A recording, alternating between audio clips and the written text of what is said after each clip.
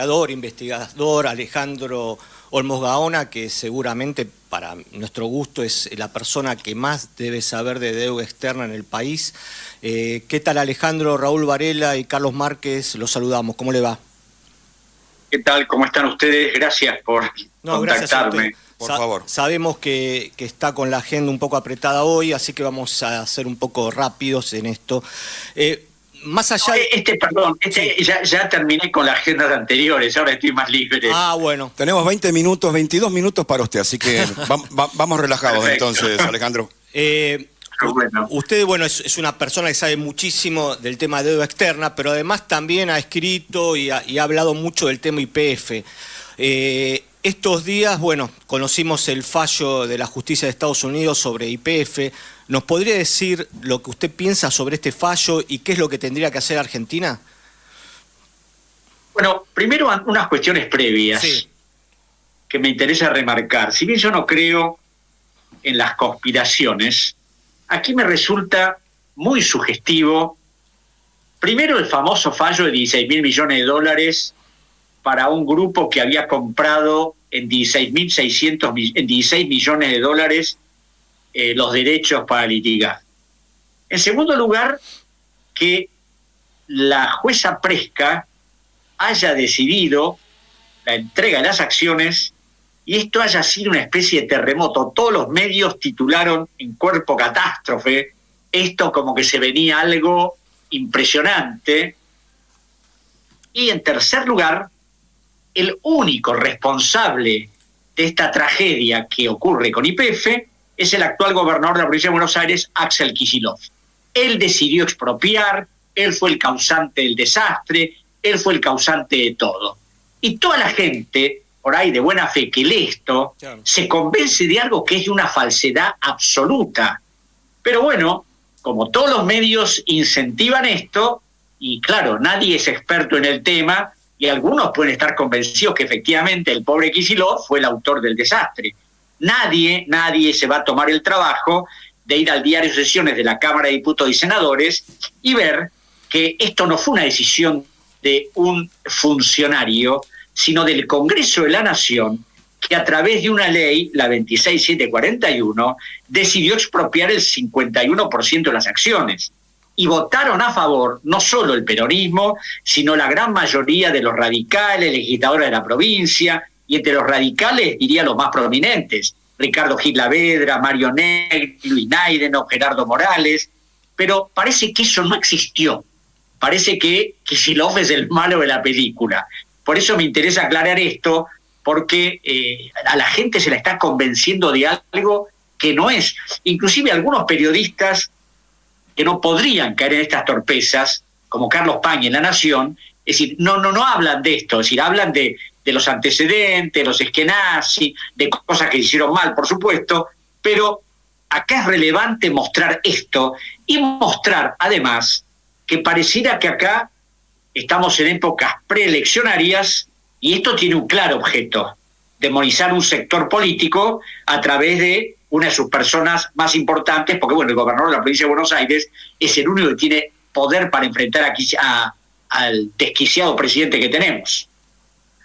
Yendo al fallo, y otra de las cosas que también se mencionan en los medios es que no se respetó el estatuto de YPF y que Kicillof, a través de unas declaraciones que para mí indudablemente fueron desafortunadas, dijo, y a nosotros no nos importa el estatuto de YPF. Pero eso la jueza lo cita en su fallo, pero eso no tiene ninguna importancia, pues son expresiones del momento. Aquí la realidad es que todos muestran que se violó el estatuto de YPF. Ahora, ¿cómo que se violó el estatuto de YPF? Sí, el estatuto de YPF, en el artículo 7º, dice que cuando se hace una oferta de compra accionaria, hay que hacerla a todos los que tienen acciones de la empresa. Entonces, eso se tira y la gente dice, sí, claro, violaron, porque lo hicieron nada más que con Repsol. Lo que se silencia permanentemente es que el artículo 17 de la Constitución Nacional autoriza a un gobierno a expropiar lo que se le dé la gana por razones de utilidad pública. Y no pueden poner un estatuto de una empresa privada por encima de una disposición constitucional. Y esto también es silenciado, como si no existiera. No, el Estatuto YPF, el Estatuto YPF, el Estatuto YPF. Señores, ¿y la Constitución Nacional? Entonces, acá hay un conjunto de cosas que se mezclan unas con otras para tratar de tirar esto que conocemos a un solo lugar, que es el único responsable de lo que estamos viviendo. Y la jueza Presca, que no sé a qué responde, pero indudablemente hay una serie de cuestiones muy raras de que esto aparezca así de golpe, se ilumine y diga que entreguen las acciones, ignorando, y si no lo ignora, peor, que el Estado no puede entregar acciones, sino que necesita contar con las 2/3 partes del Congreso de la Nación para hacerlo, porque eso lo establece el propio régimen legal sancionado en el año 2012. Entonces, son un montón de cosas que se mezclan para crear confusión, para tirar la responsabilidad de lo que pasa a un sector. Y además, cuando yo veía los títulos el otro día, cuando vi todo eso, dije, bueno, todos deben pensar que ahora ya perdemos Vaca Muerta, perdemos YPF, y acá hay mucha tela para cortar todavía. Primero, porque esto se puede apelar. Segundo, hay que ver qué decide la Corte de Nueva York. Después se puede interponer un certiorari ante la Corte Suprema. Y yo no sé, más allá de las particularidades de Donald Trump, si el Estado norteamericano puede consentir esto, porque esto puede tener graves consecuencias en otros casos. Y digo, ¿por qué? Porque el procurador de Macri, Bernardo Saravia Frías, en el 2018, fue a entrevistarse con funcionarios del Departamento de Estado para que el Departamento de Estado hiciera una presentación oponiéndose a esta acción de Burford. Y si bien la justicia norteamericana no está condicionada por la opinión del gobierno, indudablemente que un gobierno opine de determinada manera es una muestra de cómo se considera todo esto, de que no es una cosa tan fácil, que es un problema de privados, etc.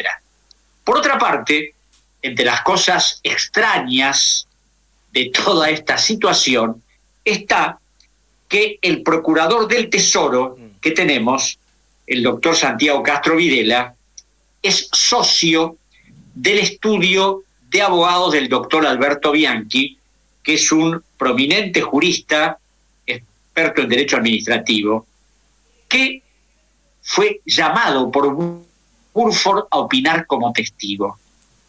Claro, Castro Videla se acaba de excusar de intervenir como abogado del Estado en este pleito en razón de ese vínculo. Pero a través de mis investigaciones sobre la deuda, de esta conexión entre abogados estatales y privados, sé que a veces eso es una ficción. Es decir, la excusa es formal, pero la realidad es que el subprocurador que interviene no va a oponerse o va a cuestionar lo que su jefe máximo esté opinando en este momento. Recién usted habló de Vaca Muerta.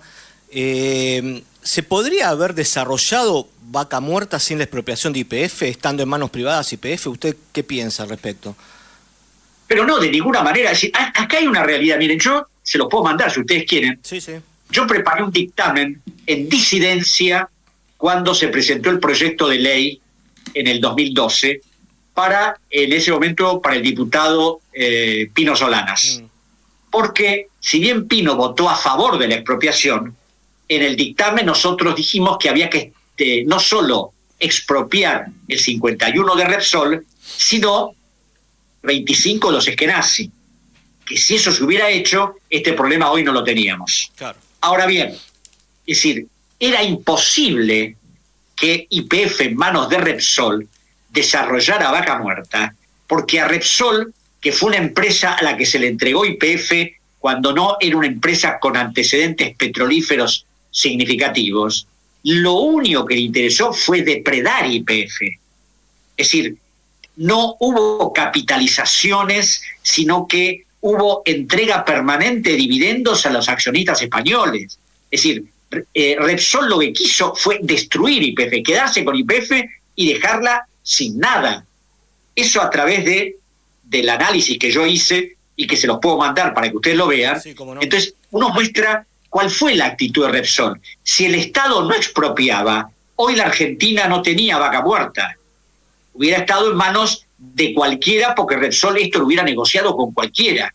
Y esto es lo terrible que pasa con el sector petrolero, con los hidrocarburos, porque cuando en el 92 Menem decidió liquidar YPF, cosa a la que no se había animado ni la dictadura militar, no se tuvo en cuenta que YPF había desarrollado el país aparte de la actividad petrolera. Cuando YPF se constituyó en 1922 y después a través de la labor del general Enrique Mosconi, YPF llevó adelante una política no como las empresas petroleras convencionales, sino que además le interesó, además de darle enormes recursos al Estado, desarrollar pueblos, ciudades, construir escuelas, hospitales, lugar donde iba a explotar un pozo de petróleo, ahí se desarrollaba toda una infraestructura sobre ese lugar. Y en todas estas cosas insólitas que ocurren en la Argentina, cuando se va el general Mosconi, es destituido por el presidente Uriburu, y a los 2 años asume el presidente Justo, dando comienzo a lo que se iba a llamar la década infame, Justo designa a un amigo de él, muy amigo, el ingeniero Ricardo Silveira, al frente de YPF. Silveira, de 1932 a 1943, en enero, que se fue, llegó a que YPF fuera una de las petroleras más importantes del mundo. En plena década, Silveira hizo lo que no había hecho nadie y llevó un grado de desarrollo tal a la empresa que llegó al extremo de querer echarla a la Standard Oil de la Argentina. Pero claro, todas estas cosas que tienen que ver con los recursos, con la nacionalidad y con la soberanía, se silencian, a punto tal que hay una célebre anécdota que Federico Pinedo se encontró en el Congreso Nacional con el ingeniero Silveira en 1936 y le dijo que tenían un proyecto para privatizar YPF. Y Silveira le contestó, si ustedes llegan al extremo de presentar eso, va a haber una enorme manifestación de gente que los va a ir a colgar y yo voy a estar al frente de esa manifestación. Bueno, de hecho Alejandro, cuando Menem privatiza, usted lo recordaba recién, en la Patagonia no se animaron a tocar el pintado de YPF de todos los tanques y de todas las cosas por miedo a la reacción de las poblaciones. Porque es verdad lo que señala. La epopeya de YPF fue llevar civilización a todas partes por donde estaba. Esto es verdad. Exacto. Además, YPF ha sido un símbolo de la soberanía argentina. Y fíjense que en el año 1992, cuando se hace el plan Brady de conversión de la deuda pública, en ese momento se iban a negociar 32.000 millones de dólares, hay 3 cartas confidenciales que envía el Fondo Monetario, el Banco Mundial y el Banco Interamericano de Desarrollo a la comunidad financiera para apoyar el plan económico y financiero de Menem. Y en esas cartas, además de decir que el gobierno se había comprometido a privatizar el sistema jubilatorio, a modificar la legislación laboral, se había comprometido a vender todas las empresas públicas, especialmente YPF. La última de mi parte hoy, Alejandro, lo vamos a estar molestando exactamente dentro de un mes, pero para hablar de... no, ¿sabe por qué? Porque uno de los integrantes de nuestro equipo es economista jovencito y va a ser interesante hacer una nota con él, pero vamos, yo le voy a escribir para hacerlo dentro de un mes. Le quiero hacer una pregunta, ya no al historiador, al escritor, al investigador, sino al ciudadano. ¿Cómo puede ser que frente a temas de este peso, gran parte del periodismo automáticamente se ponga en abogado del que viene a saquear a la Argentina y al mismo tiempo niegue toda probabilidad de escuchar una opinión a favor de la Argentina? Y esto está pasando en la mayoría de los medios. ¿Qué piensa de esto, Olmos? Bueno, mire, a mí me alarma, y sé por qué me alarma, porque la Argentina en este momento es ficcionalmente soberana. Parece que a nadie le interesa la soberanía del país. A todos les interesa negociar, negociar cargos, negociar posiciones económicas, hacer todo tipo de artilugios para beneficiarse la política y para no servir a la política. Y cuando veo las sesiones en el Senado y en la Cámara de Diputados, y veo las cosas que veo, es decir, yo no puedo creer al extremo de degradación al que se ha llegado. Es decir, pareciera que a nadie le interesa la Argentina, le interesan sus posiciones particulares. Y entonces, cuando veo que hablan en nombre de Perón, yo que no soy peronista, digo, si Perón resucitara y viera lo que han sido, lo que son sus discípulos, es decir, no sé qué pensaría. Porque además, esto no solo tiene que ver con la soberanía del país, sino tiene que ver con el futuro de la Argentina. Un país, es decir, de Hobbes decía, ya hace varios siglos, que un país sin soberanía es como una palabra sin sustancia destinada a desaparecer. Y la Argentina la está enajenando permanentemente. Tenemos un presidente que ha dicho públicamente que quiere destruir al Estado. Quiere destruir al Estado, quiere destruir las instituciones, y lo único que le interesa es privatizarlo todo, para dejar todo en manos de los privados, que han vivido saqueando a la Argentina durante décadas. Y no porque esto es una frase, lo he investigado, he presentado pruebas a la justicia, he mostrado las cosas que han hecho. Entonces, cuando veo que gente que supuestamente defienden lo nacional y popular, que están tratando de justificar y de hablar de determinadas cosas, realmente me parece horripilante, ¿no? Es decir, a veces me cuesta creer el estado de indignidad y de abandono de las convicciones de algunos personajes. Bueno, Alejandro, le agradecemos muchísimo por hoy. Como dijo recién Carlos, seguramente en una semana lo vamos a estar molestando para hablar específicamente del tema de la deuda, que es fundamental para el desarrollo del país, ¿no es cierto?, resolver este tema. Le agradecemos muchísimo. Bueno, muchas gracias a ustedes. Un abrazo. Muchas gracias y que tengan